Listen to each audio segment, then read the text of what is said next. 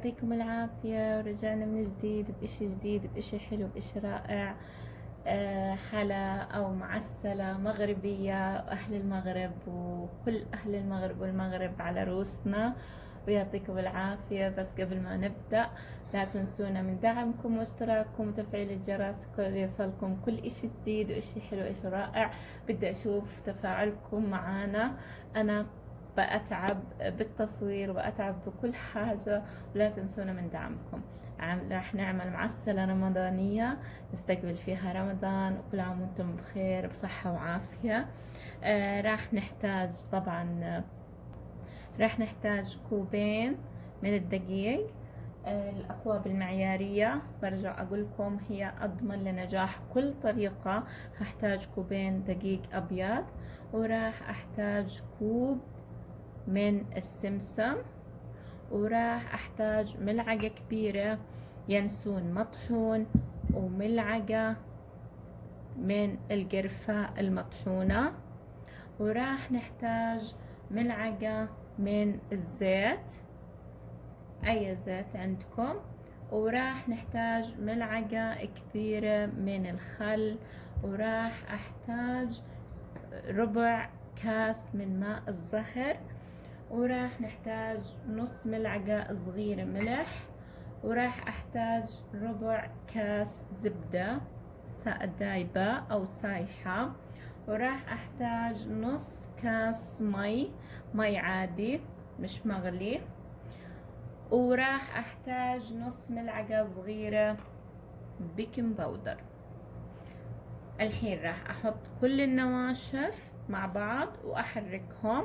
راح أحط ملعقة من اليانسون زي ما انتم شايفين، وراح أحط ملعقة من القرفة، وراح أحط السمسم، وراح أحط الملح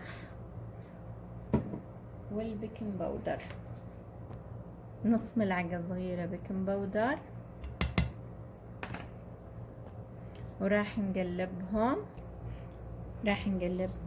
النواشف مع بعضهم كتير. هاي المعسلة كتير طيبة، أو ما شاء الله المغاربة بحبوا هاي المعسلات في رمضان.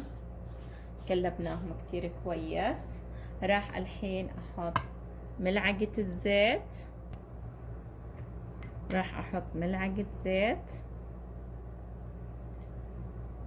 وراح أحط كمان الزبدة السايحة، وراح أفركهم كتير كويس.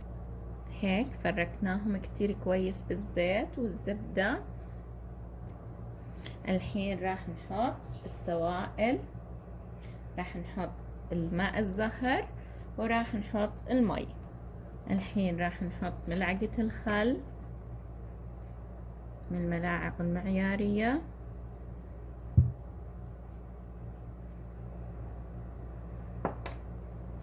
وراح نحط نص كاس مي، ربع كاس ماء زهر، وراح نعجنهم ونلم العجينة مع بعض. هيك لمينا العجينة. فعلا يا جماعة الريحة تجنن، شايفين ما أحلى العجينة. خلاص احنا أهم اشي لمينا العجينة، وراح أتركها الحين 10 دقايق أو ربع ساعة نتركها ترتاح، وأوريكم شو راح نعمل فيها. هيك بعد ما ريحناها من 10 ل20 دقيقة راح الحين نفردها، وراح إما نقطعها بالمقص هذا أو بالمقص هذا اللي بريحكم. شوف الحجم المناسب اختاروا، أنا راح أختار واحد من هدول. هيك راح أبلش بفرد العجينة. مقاس 1 سنتي تكون، عرضها 1 سنتي. هيك فردناها كتير كويس. لا تدلكوا تقلبوا فيها، خلوها على نفس المكان، ما تقلبوها، بس افردوا فيها بس لما يعني تاخدوا الحجم المناسب والمقاس المناسب. شايفين انا هيك حابة. الحين راح أبلش تقطيع. راح أبدأ بالحجم هذا، راح أحط على الجهة هاي، راح أتنيها هيك، أعملها بالطريقة هاي. شايفين شكلها بجنن بجنن. والريحة يا جماعة، الريحة. راح أحطها بصينية، أرسم بصينية وأخلص باقي العجينة. وراح أعمل حبة تاني معكم، أتنيها بهاي الطريقة وأسكرها هيك.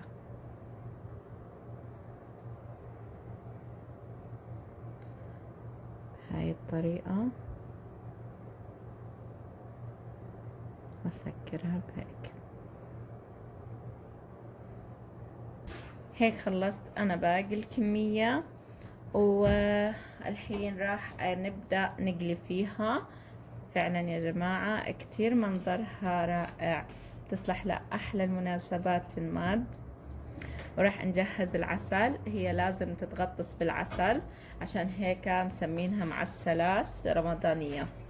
هيك جهزنا العسل عشان نطلعها من الزيت مباشرة على العسل. لازم عسل يا جماعة، في هذا الحلا مطلوب انه ينحط لها عسل. راح نبدأ نحط. لازم الزيت ما يكون كتير حامي، احنا ما بدي اياه يكون حامي كتير عشان تستوي معانا، ما تضلها من جوا نية ومن برا تستوي. هيك بعد ما طلعتهم من الزيت حطيتهم بالعسل، لازم تخلوهم بالعسل شوي وبعدين راح نطلعهم. الحين بعد ما رسناهم، شايفين هيك بعد ما رسيناهم بالصحن، لكم حرية الاختيار، إما بتخليهم بهاي الطريقة أو بتزينوهم بأحدى المكسرات، تحطوهم بالنص زي هيك. هاي الطريقة لهم بالنص. فعلا يا جماعة منظر كتير رائع.